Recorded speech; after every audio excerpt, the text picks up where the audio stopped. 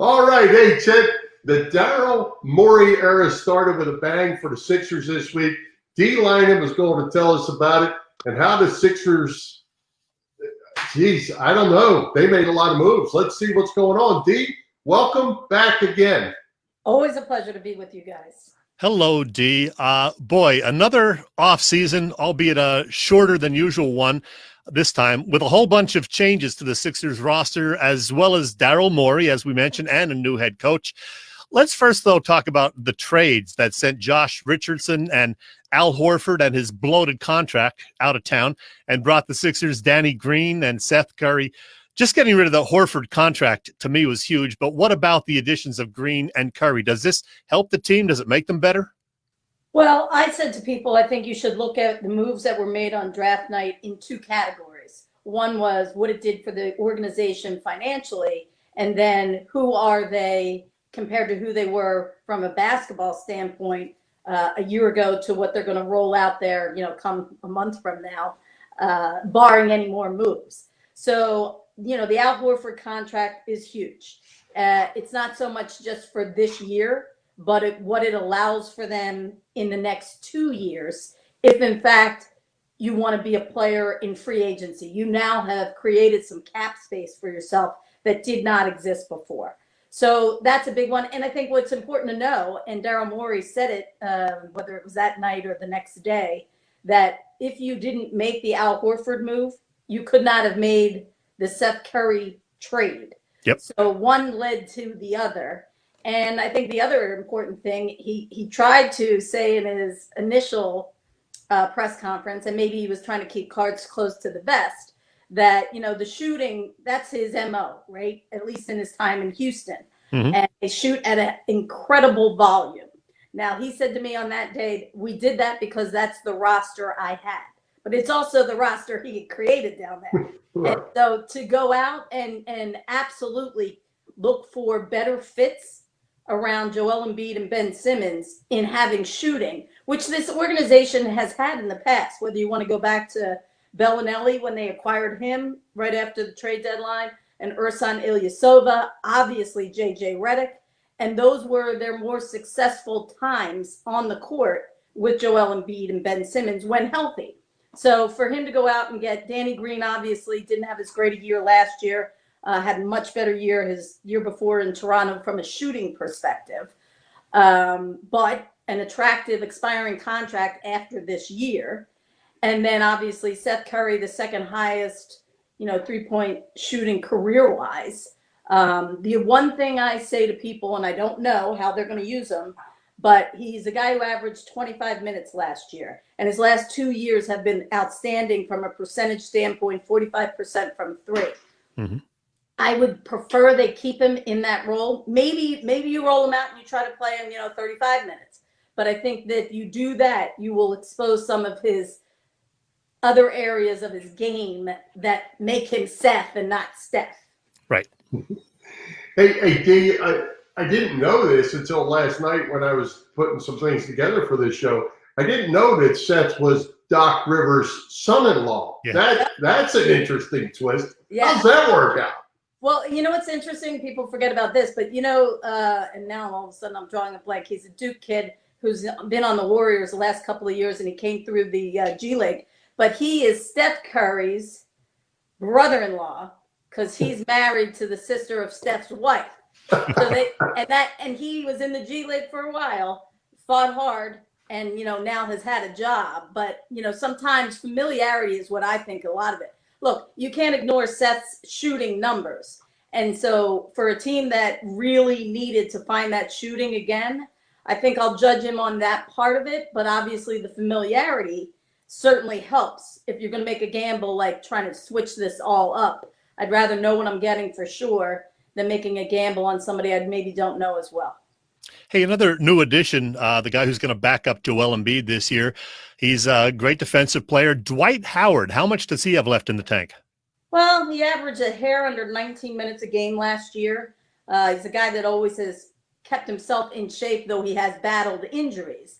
But as I say, if you can keep him in a role, look, they've had backups here before in the Greg Monroes and the Amir Johnsons that weren't good enough when Embiid got hurt. So then they went out and they overpaid for a guy that essentially was still just a backup center because you couldn't play the two together in Al Horford. And Embiid ends up not being as hurt. We did have, obviously, the pandemic, but as hurt as the previous years.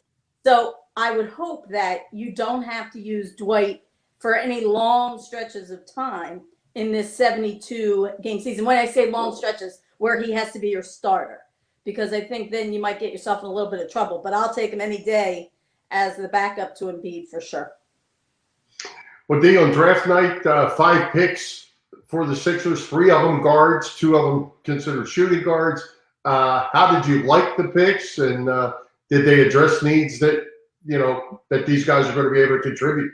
Well, Tyrese Maxey, obviously, in most opinions, fell to them, and I think that's outstanding that they grabbed him when they did, even if he doesn't have, quote, the shooting that you thought they needed, right? But he's a fierce competitor. He will guard. I will tell you, I don't often hear my dad say when he studies film of college guys who he thinks could step in and guard.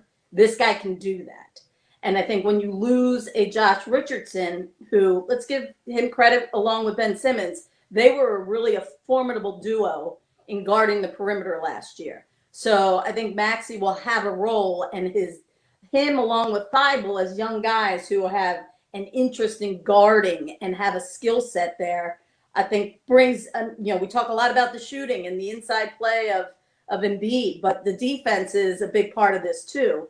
So I think he helps tremendously in that regard. And I'm not saying he's not a good shooter. He shot 29% from 3, but there's not a lot of sample size there. It's 1 year. They don't shoot a ton of threes. So I look at a guy's form. He looks like there's nothing wrong with his shot, which is what we said about Thibault coming out the previous year about his shot.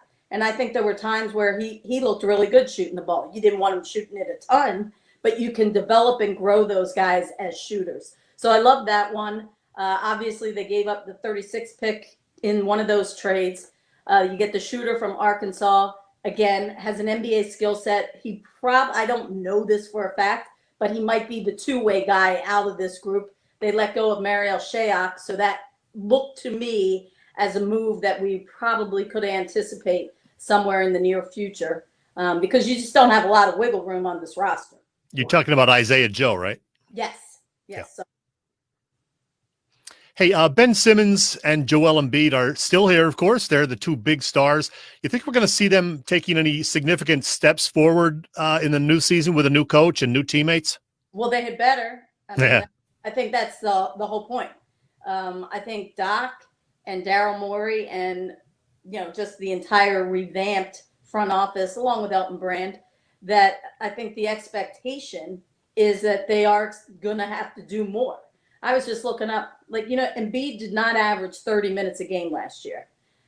Under 30 minutes. And, for comparison's sake, when you look at a LeBron, who's 35 years old, by the way, averaged 35 minutes.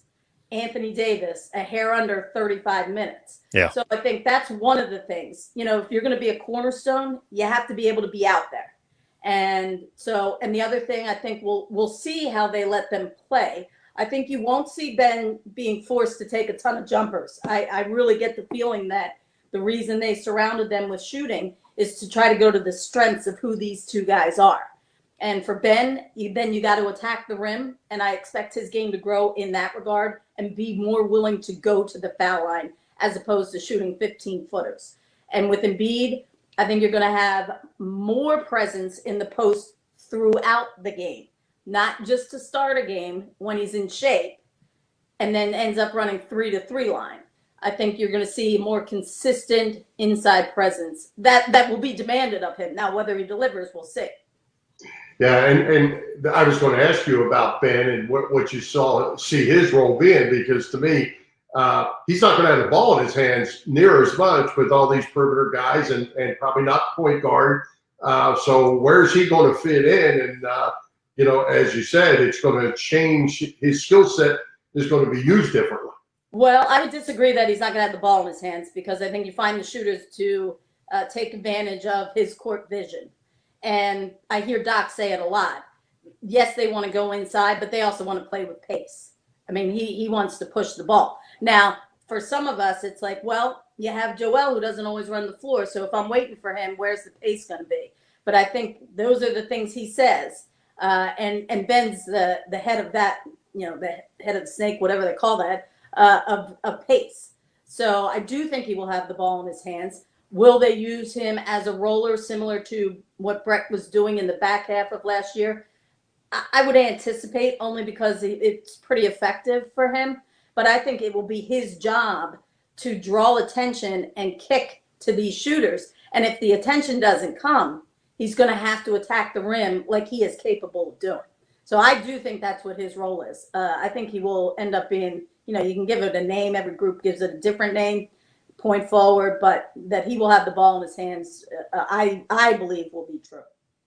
D, last season, pre-pandemic, the Sixers were dominant at home. This new season is going to start the 72-game schedule, presumably 36 home games, but with no fans in the stands, at least not to start the new season. Is that going to make a difference? I mean, obviously, you'd love to have fans there, but do you think that's going to hurt them at all, the Sixers at home? Well, I mean, when you only have 2 losses out of 31 tries last year, yeah, you have to say that's going to not be the same. And they often would refer to the crowd as a 6-man, a huge boost, especially because they were so poor on the road. So I don't anticipate that they could be 29-2 at home without a fan presence. I think it becomes more neutral. But I also anticipate that you're not going to be 10 and 20 something that they were on the road last year. So this whole playing without fans, I think the biggest thing is we see it with every week in college football right now. Games are being canceled. I think that the priority becomes, because you don't have a bubble, to get through this as safe as you can. And even the way they're doing the schedule, the first half is coming out, and then they'll do the second half at some point during the first half to be able to kind of cover in case you have these COVID situations where games are missed. Hey, Dee, I have to ask you, kind of off of the team portion and just the league as a whole. Ratings were not good. No. Even the championship finals weren't good.